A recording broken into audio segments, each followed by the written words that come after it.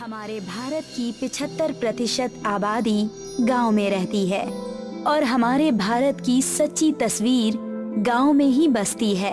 इतिहास गवाह रहा है कि आजादी के बाद अक्सर इतिहास गांव में निवास करने वाले व्यक्तियों ने ही रचा है। कैलाश बहुत देर से अपने पुत्र का खेतों में इंतजार कर रहे थे। कुछ देर में एक 10 वर्षीय बच्चा वहाँ पर आ गया। मैं तुम्हारा कितनी देर से खेतों में इंतजार कर रहा हूँ। आखिर कहाँ थे तुम? पिताजी, स्कूल से आने के बाद मैं होमवर्क करने में व्यस्त था। बेटा, रात भर जो तुम पढ़ाई करते रहते हो, फिर सुबह जल्दी उठकर फिर से पढ़ाई करने लगते हो और स्कूल चले जाते हो। मुझे तुम्हारी यहाँ खेतों में जरूरत है। माफ कीजिएगा पिताजी, कल से मैं समय पर आ जाऊंगा। बेटा, हमारा परिवार बेहद गरीब परिवार है। तुम तो जानते हो कि तुम्हारी स्कूल की फीस का खर्चा और भोजन का प्रबंध इसी खेती से होता है। शिवन का पूरा नाम केशिवन था। केशिवन का जन्म तमिलनाडु के जिले कन्याकुमारी में हुआ था।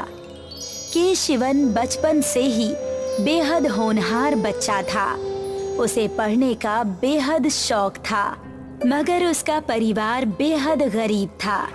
उसके पिता कैलाश खेती करके अपने परिवार का भरण पोषण करते थे। केशिवन एक सरकारी स्कूल में पढ़ता था, मगर उसके पिता अपनी गरीबी की वजह से सरकारी स्कूल की फीस भी नहीं भर पाते थे। केशिवन पढ़ने के साथ साथ अपने पिता के साथ खेती में हाथ भी बटाता था। केशिवन का बड़ा भाई अक्सर अपने पिता से इसी बात पर लड़ता था। आज भी उसका बड़ा भाई अपने पिता कैलाश से केशिवन को लेकर ही झगड़ रहा था। पिताजी, आपने शिवन को कुछ ज्यादा ही सर पर चढ़ा रखा है। हमारे परिवार में आखिर कौन पढ़ा लिखा है और पढ़ लिख कर आखिर होता क्या है? एक तो वैसे भी हम सबको 2 समय का भोजन पेट भर नहीं मिल पाता और ऊपर से आप शिवन की पढ़ाई में बेफिजूल खर्चा कर रहे हैं। उसे पढ़ने का शौक है। मैं उस छोटे से बच्चे का दिल नहीं तोड़ना चाहता, इसीलिए जब तक मेरे बस में है तब तक मैं उसे पढ़ा रहा हूँ। मैं उसके पढ़ने के खिलाफ नहीं हूँ, लेकिन हमारे परिवार की परिस्थितियाँ ऐसी नहीं है कि हम उसे पढ़ा पाए। अगर वो पढ़ने लिखने की जगह सारा दिन खेतों में काम करेगा तो हमारे परिवार के लिए ज्यादा अच्छा होगा। तुम्हें उसकी चिंता करने की कोई आवश्यकता नहीं है। अपने पिता की बात सुनकर केशिवन का बड़ा भाई गुस्से से वहाँ से चला गया। केशिवन चुपके से अपने बड़े भाई की बातों को सुन रहा था। उसकी आंखों में आंसू थे। वो पिताजी के पास आकर बोला, पिताजी, भैया मुझसे नाराज हैं क्या? क्या आप मेरी पढ़ाई छुड़वा देंगे? नहीं बेटा, तुमने सुना होगा मैंने तुम्हारे बड़े भाई से क्या कहा। जब तक मेरे बस में होगा मैं तुम्हें पढ़ाऊंगा। अपने पिता की बात सुनकर केशिवन खुश हो गया। केशिवन अब और ज्यादा मन लगाकर पढ़ाई करने लगा। उस पे शुरू से ही कुछ करने का जुनून सवार था। वक्त धीरे धीरे बढ़ता गया और केशिवन ने इंटर पास कर लिया। पिताजी, देखिए, मैंने 12वीं क्लास में फर्स्ट डिवीजन हासिल की है। केशिवन की बात सुनकर उसका बड़ा भाई मुंह बनाते हुए बोला, खाली डिग्री लेने से कुछ नहीं होता। वैसे भी हमारे देश में पढ़े लिखे लोग रिक्शा चलाते हैं या किराने की दुकान चलाते हैं। तुम तो वो भी नहीं कर सकते, क्योंकि ना ही तुम्हारे पास रिक्शा खरीदने के लिए पैसे हैं और ना ही किराने की दुकान चलाने के लिए। केशिवन के पिताजी अब बूढ़े हो चुके थे। वो खेतों में काम करने की स्थिति में नहीं थे। ये कैसी बात कर रहा है तू? उसने 12वीं क्लास अच्छे नंबरों से पास की है। ये तो खुश होने वाली बात है ना? क्या खुश होने वाली बात है पिताजी? आपसे तो कुछ काम धंधा अब होता नहीं है। सारे परिवार की जिम्मेदारी अब मेरे ऊपर है। मैं साफ साफ कह देता हूँ, अब मैं शिवन की पढ़ाई में 1 रुपए भी खर्च नहीं करूँगा। अपने बड़े भाई की बात सुनकर केशिवन का चेहरा उतर गया। उसकी आंखों में आंसू आ गए, क्योंकि केशिवन कॉलेज जाना चाहता था। ये कैसी बातें कर रहे हैं भैया? मैं कॉलेज जाना चाहता हूँ। पागल हो गया है क्या? इतना हट्टा कट्टा जवान हो गया है खेतों में काम कर। मेरी एक बात बड़े ध्यान से सुन ले, अगर तुझे अब घर में रहना है तो अपनी पढ़ाई का खर्चा तुझे खुद उठाना होगा। मैं तुझे एक फूटी कौड़ी नहीं दूंगा। इतना कहकर केशिवन का बड़ा भाई वहाँ से चला गया। केशिवन कुछ देर तक ऐसे ही खड़ा सोचता रहा। अचानक वो अपने पिताजी से बोला, मैं किसी भी कीमत पर पढ़ाई नहीं छोड़ूंगा पिताजी। मैंने फैसला कर लिया है, मैं आम बेचकर अपनी पढ़ाई का खर्चा उठा लूंगा। भैया से कहना कि उन्हें परेशान होने की जरूरत नहीं है। अपने बेटे की बात सुनकर कैलाश की आंखों में आंसू आ गए। उस दिन के बाद से केशिवन ने आम बेचना शुरू कर दिया और कॉलेज जाना शुरू कर दिया। केशिवन अपनी सारी कमाई कॉलेज की फीस में ही खर्च कर देता था और एक दिन उसकी ये मेहनत रंग लाई। केशिवन की इस मेहनत को देखकर कॉलेज के टीचर्स बहुत ज्यादा खुश थे और उन्होंने केशिवन की इस मेहनत को देखते हुए उसे स्कॉलरशिप देने का फैसला किया। केशिवन अब अपनी उच्च शिक्षा पूरी करने के लिए MIT चला गया। केशिवन को शुरू से ही विज्ञान में बहुत दिलचस्पी थी। वो बचपन से ही चांद सितारों को देखता रहता था।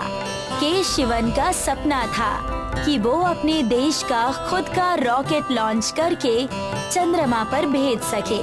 केशिवन की मेहनत और कोशिश रंग लाई और वो दिन आ गया। केशिवन ने वैज्ञानिकों की पूरी टीम तैयार करके एक रॉकेट तैयार किया और आखिरकार वो दिन आ गया। उस दिन सारा देश आंखें फाड़ फाड़ कर टीवी स्क्रीन की ओर नजरें जमाए बैठा हुआ था, क्योंकि उस दिन चंद्रयान 2 की लॉन्चिंग होने वाली थी। केशिवन के पिता टीवी देख रहे थे। आज चंद्रयान 2 की लॉन्चिंग थी। कैलाश ने अपने बड़े बेटे से कहा, देखा बेटे, तुम हमेशा मेरे छोटे बेटे का मजाक उड़ाते थे और बोलते थे कि पढ़ाई लिखाई से कुछ नहीं होता। देखो, आज मेरा बेटा कितना बड़ा वैज्ञानिक बन गया। कुछ ही देर में ये चंद्रयान 2 लॉन्च हो जाएगा और मेरे बेटे की गिनती भारत के महान वैज्ञानिकों में होने लगेगी। सपने देखने से कुछ नहीं होता पिताजी, पहले लैंडिंग हो जाए उसके बाद बात करना। इधर केशिवन चंद्रयान 2 की लैंडिंग में पूरी ताकत से लगा हुआ था। देश के सभी मंत्री, यहाँ तक कि प्रधानमंत्री तक इसरो में मौजूद थे, मगर तकनीकी खराबी की वजह से चंद्रयान 2 की सफल लैंडिंग नहीं हो पाई। केशिवन बुरी तरह से टूट गया, मगर तभी उसके साथ एक आश्चर्यजनक घटना हुई। भारत के प्रधानमंत्री खुद चलकर केशिवन के पास आकर बोले, तुमने कोशिश की है बेटा, सफलता और असफलता तो भगवान के हाथों में है। तुमने आज ये कारनामा करके दिखाया है जिसे कोई भी साधारण इंसान नहीं कर सकता। तुम हमारे देश के महान वैज्ञानिक ही कहे जाओगे। इतना बोलकर प्रधानमंत्री ने केशिवन को गले लगा लिया। प्रधानमंत्री के गले लगाते ही केशिवन ने खुद को विजेता महसूस किया। इसी बीच केशिवन रिटायर हो गया। अब इसरो में तीसरे वैज्ञानिक एस सोमनाथ की नियुक्ति हो गई। आपने हमारे देश के लिए बहुत कुछ किया है। मुझे आपसे बहुत कुछ सीखने का मौका मिला। मैं देश के हर नागरिक को अपना भाई समझता हूँ और हर नागरिक में मैं खुद को देखता हूँ। मुझे पूरा यकीन है कि मेरी इस असफलता को तुम सफलता में बदल दोगे, चंद्रयान 3 की सफल लैंडिंग करके। मैं कोशिश करूंगा सर। मुझे अपने देश के वैज्ञानिकों पर पूरा भरोसा है। मैं ईश्वर से प्रार्थना करूंगा कि वो तुम्हें कामयाब करे और हमारे भारत का सीना विश्व में और चौड़ा हो जाए। इतना बोलकर केशिवन वहाँ से नम आँखों से चला गया।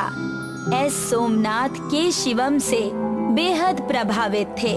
उन्होंने जी जान से चंद्रयान 3 की कोशिशें शुरू कर दी और आखिरकार वो दिन भी आ गया जब चंद्रयान 3 की लॉन्चिंग सफल हो गई। केशिवन अपने बड़े भाई के साथ ये सारा का सारा नजारा टीवी पर देख रहा था। सभी चंद्रयान 3 की लॉन्चिंग एकजुट होकर देख रहे थे। सभी की आंखें खुशी से नम हो चुकी थी। चंद्रयान 3 की सफलता को देखकर के शिवन की आंखों में आंसू आ गए। मुझे माफ कर दो शिवन, मैंने तुम्हारा हमेशा मजाक उड़ाया। नहीं भैया, मुझे आपसे कोई शिकायत नहीं। आपने मेरा मजाक नहीं बनाया, बल्कि मैंने आपके नेगेटिव कमेंट को सदैव एक समीक्षक के तौर पर देखा। अगर आप मुझे नहीं डांटते तो शायद मैं इतना आगे कभी नहीं पढ़ पाता। के शिवन की बात सुनकर उसके बड़े भाई की आंखों में भी आंसू आ गए। आज मैं गर्व से कहता हूँ कि तुम मेरे छोटे भाई हो। के शिवन को दुनिया के महान वैज्ञानिक के तौर पर याद किया जाता है और इतिहास में के शिवन का नाम स्वर्णिम अक्षरों में लिखा जाएगा।